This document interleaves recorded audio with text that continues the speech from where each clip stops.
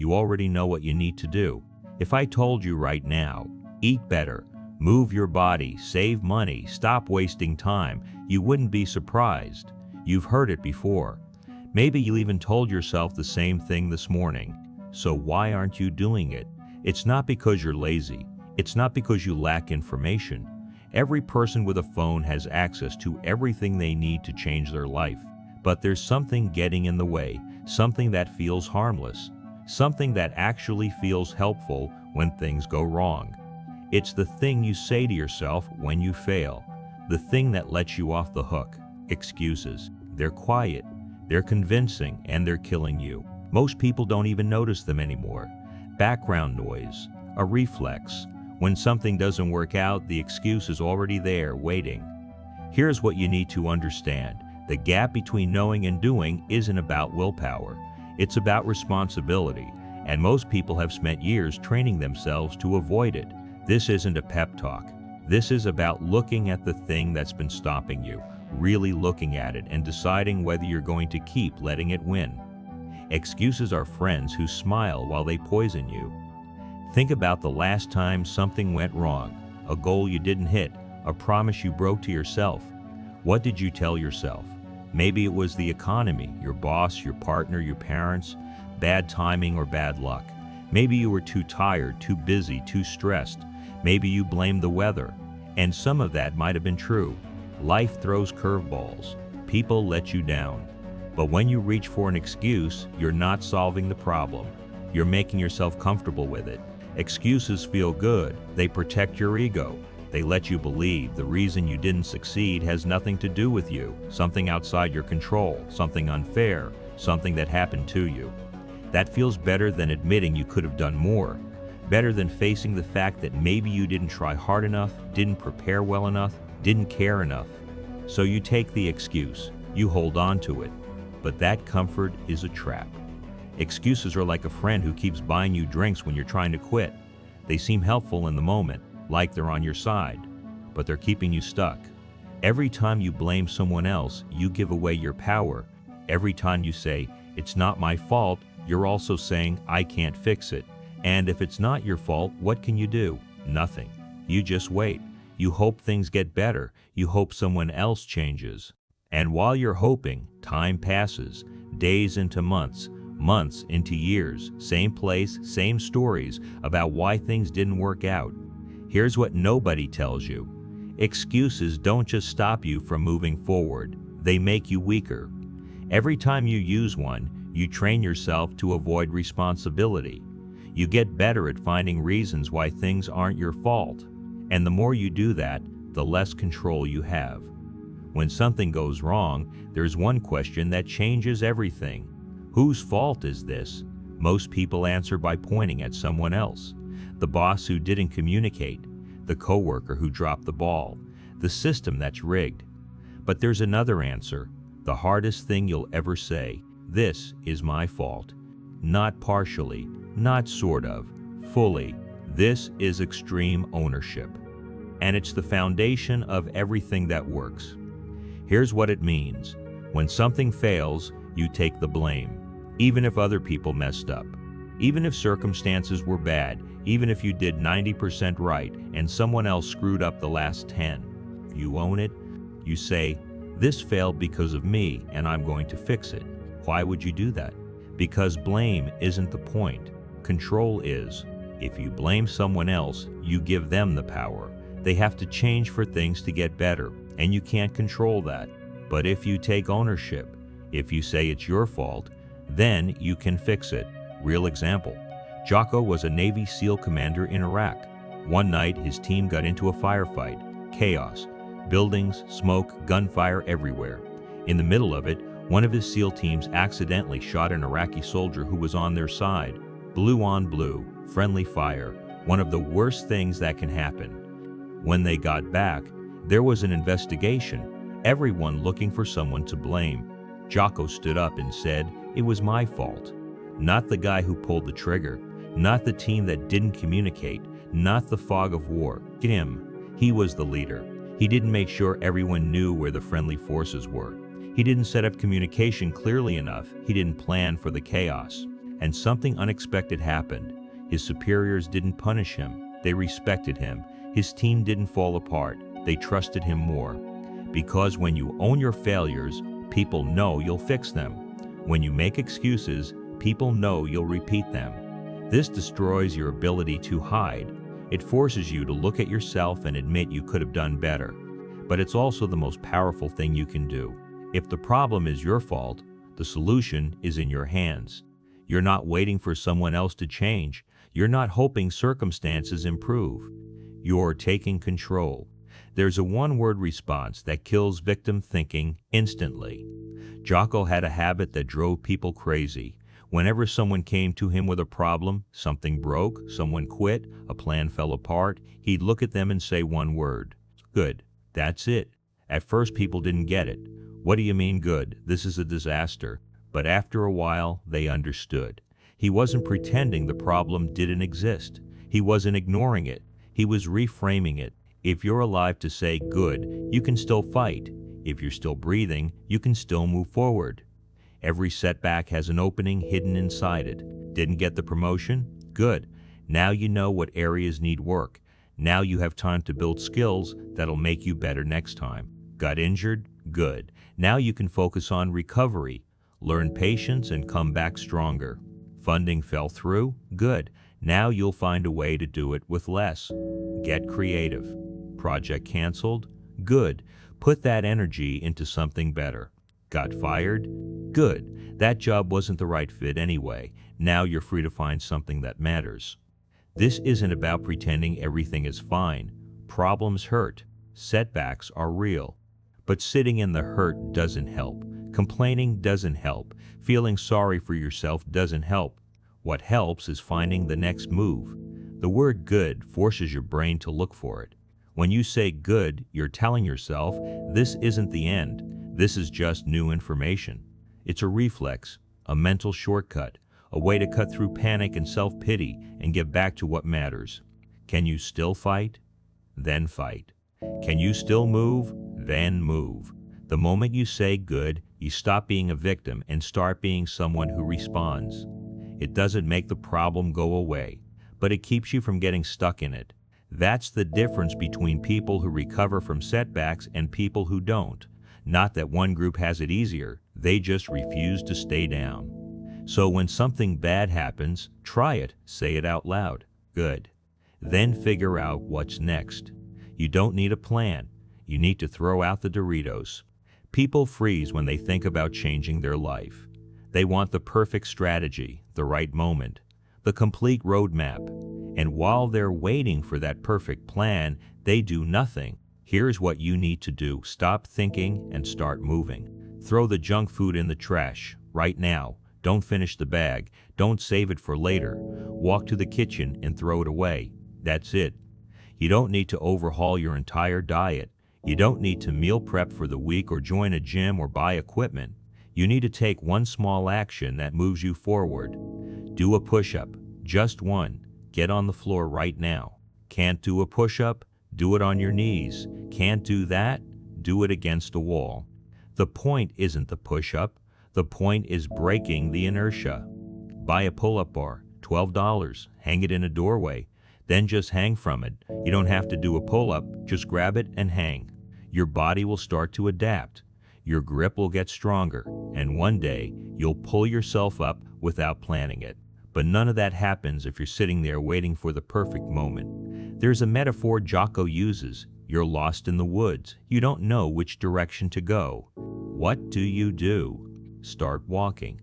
Maybe you picked the wrong direction. Fine. You'll realize it and you'll turn around. But if you just sit there waiting for clarity, nothing changes. Your perspective stays the same. Movement creates new information. You see things you couldn't see before. You learn what works. Sitting still just means you're waiting to starve. Stop waiting for permission. Stop waiting for the right time. Stop waiting to feel ready. Take the smallest possible step, the one you can do right now. Throw out the junk food, do one push-up, walk around the block. It doesn't matter how small it is. What matters is that you moved, because once you move, you're no longer stuck. And that's how change happens.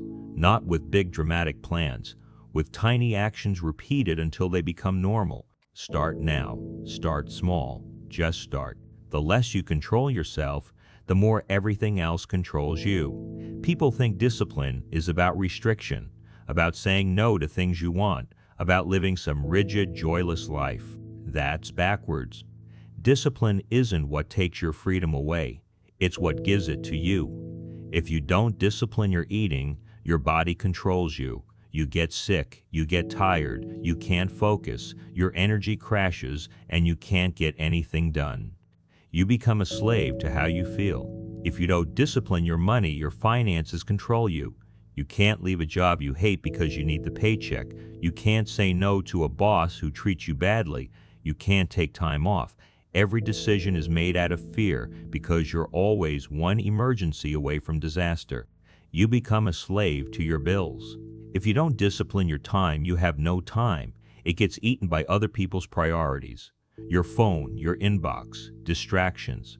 You look up at the end of the week and realize you didn't do a single thing you cared about. You become a slave to everyone else's agenda. But when you have discipline, everything flips. When you eat clean most of the time, your body has energy. You feel good, you think clearly, you don't crash. You're not controlled by cravings or fatigue. You're free to do what you want. When you save money, spend less than you earn, build a cushion, you get options. You can leave a bad job. You can take a risk on something you believe in. You can say no to things that don't serve you. You're free to make choices based on what's right, not what's necessary. When you manage your time, when you protect it, when you say no, you get your life back. Hours to spend on what you care about, your family, your projects, your growth. You're not controlled by other people's demands. This is the paradox. The more you restrict yourself, the more freedom you gain. People who have no discipline are the least free people on the planet. They're controlled by their appetites, their emotions, their circumstances, their debts, other people's expectations. They think they're free because they do whatever they feel like in the moment, but they're trapped in a cycle they can't escape. Discipline breaks that cycle. It's not about being a robot. It's about building systems that support the life you actually want instead of the life that just happens to you. So if you feel trapped right now, if you feel like you don't have options, like you're stuck, ask yourself, where did you give up discipline? Where did you stop controlling yourself and let something else take over? That's where you start. That's where you take the control back. Jocko wasn't the fastest, strongest, or smartest SEAL. So how did he succeed? He outworked everyone, and he asked for help constantly. That's the formula. People think great leaders have all the answers. You need to be the best at everything, the smartest person in the room, the one who never makes mistakes. That's not how it works. Jocko will tell you straight up, he wasn't the most talented guy. They were faster runners, stronger swimmers, guys who could shoot better, think quicker, handle stress easier. But none of that mattered. What mattered was that he never stopped working, and he never stopped learning. And the way you keep learning is by staying humble enough to admit when you don't know something. Here's what that looks like. You're in a meeting, you're supposed to make a decision, and honestly, you're not sure what the right call is. Most people fake it. They act confident. They pick something and hope it works out, because admitting you don't know feels like weakness. But Jocko does the opposite. He'll say, I'm not 100% sure what to do here. What do you guys think? And then he listens. He pulls in other people's experience. He uses their brains. That's not weakness. That's strength. Because here's what happens when you pretend you know everything. You make bad decisions and you can't course correct because your ego won't let you admit you were wrong. You double down. You defend your choice even when it's clearly not working. But when you stay humble, you can pivot. You can say, that didn't work. Let's try something else. And nobody loses respect for you. They respect you more because you care more about solving the problem than protecting your image. Humility also lets you absorb information faster. When someone gives you feedback, you don't get defensive. You listen, you adjust. People who can't handle criticism stay stuck at the same level forever.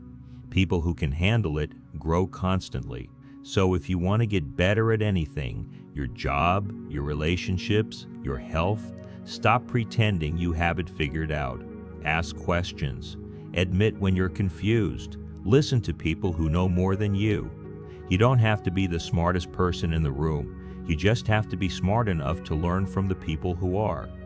There's a strange kind of clarity when you've run out of people to blame. Sometimes the worst thing that can happen is also the best thing. You lose your job, your relationship falls apart, your health crashes, your money runs out, everything you thought was stable collapses. And there's nobody left to blame, no excuses left to make. You're just sitting there with the wreckage, and the only person staring back is yourself.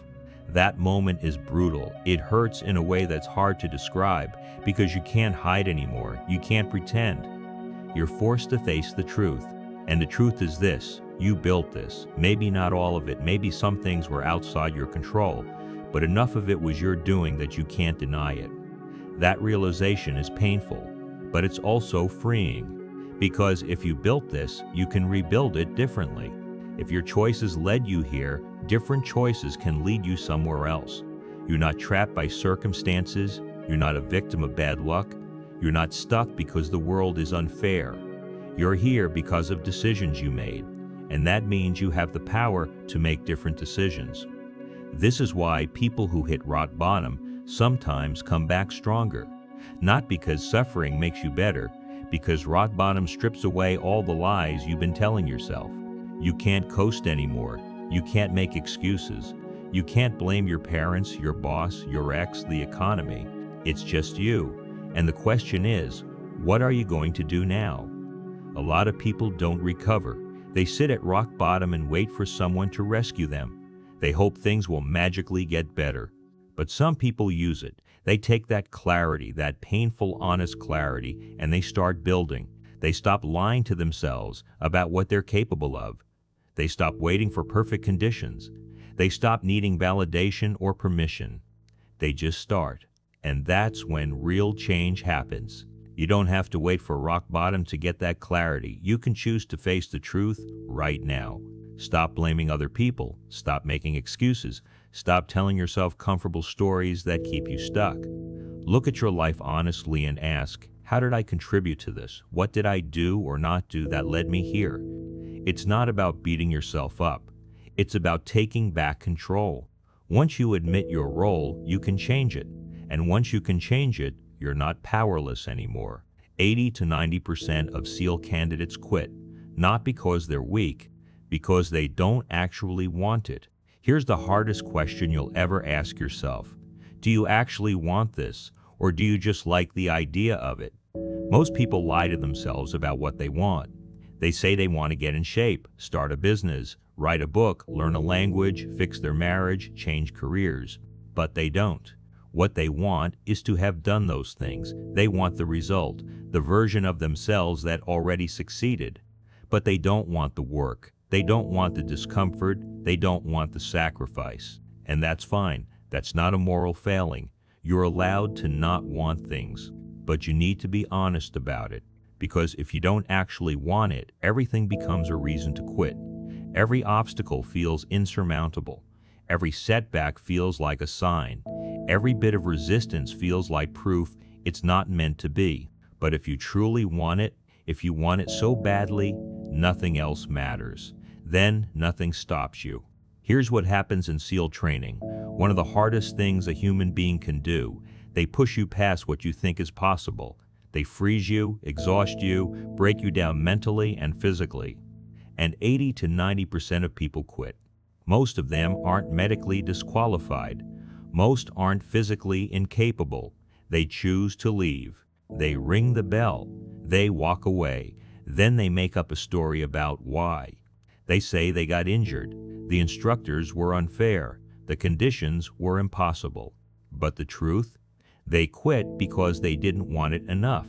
It's not a judgment, it's reality.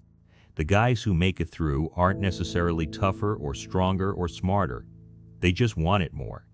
They decided this is happening, and once you make that decision, really make it, your brain stops looking for exits. It stops negotiating. It stops asking if you can quit. It just focuses on the next step. This applies to everything: your health, your career, your relationships, your goals. If you truly want it, you'll find a way. If you don't, you'll find an excuse. So stop lying to yourself. Stop saying you want things you don't actually want, because that lie is exhausting. It makes you feel like a failure every time you don't follow through. It creates guilt and shame. But if you admit the truth, if you say, I don't actually want this, then you're free to move toward what you do want. Maybe you don't want to run marathons. Fine. Stop saying you're going to. Maybe you don't want to start a business. Fine. Stop feeling bad about working a normal job. Maybe you don't want to fix that relationship. Fine. Stop pretending you're going to. Let it go. Move on. Aim at something you actually care about. Because life is too short to chase things you don't want just because you think you're supposed to. Figure out what you actually want. Not what sounds impressive. Not what other people expect. What you want. And then go get it. Everything else is noise. Feel everything. Let it teach you.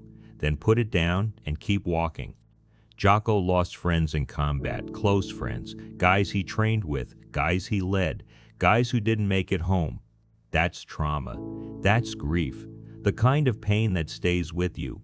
And he doesn't pretend it doesn't exist. He doesn't bury it. He doesn't tell himself to get over it. But he also doesn't let it control him. His rule is simple. Remember, don't dwell. Remember them. Honor them. Carry their memory. But don't live in the past. Don't let grief become the thing that defines you. Because if you dwell, you stop moving forward. And if you stop moving forward, you stop living. This applies to everything. Heartbreak, failure, loss, betrayal, trauma. Feel it. Let it hurt. Don't pretend it doesn't matter. But don't let it swallow you. Emotions are information. Fear tells you there's danger. Anger tells you a boundary was crossed. Sadness tells you something mattered. That information is useful. It teaches you. It shapes you. But emotions can't run your life. If fear makes all your decisions, you never take risks. You never grow. You stay small and safe and stuck. If anger makes all your decisions, you burn bridges. You hurt people. You destroy things you care about. If sadness makes all your decisions, you stop trying, you stop hoping, you stop believing anything can get better. Jocko says it like this: hug the emotion, don't let it hug you. That means you acknowledge it, you feel it, you let it in. But you don't surrender to it. You don't let it take over. You use it as part of the picture, not the whole picture. And then you keep moving. Life is going to hurt. People you love will disappoint you. Things you build will fall apart. Plans will fail. Loss will find you. That's not optional. That's part of being alive. But what is optional is whether you let it stop you. You can feel everything and still keep going. You can carry pain and still move forward. You can grieve and still build something new. The people who make it aren't the ones who avoid pain. They're the ones who walk through it and come out the other side still standing. So when something breaks you, and it will remember this, feel it, let it in, let it teach you what it came to teach you, and then put it down. Get up, dust off, reload, recalibrate, re-engage. Because the fight isn't over, the mission isn't done, your life isn't finished. And as long as you're still breathing, you've got work to do. So get to work.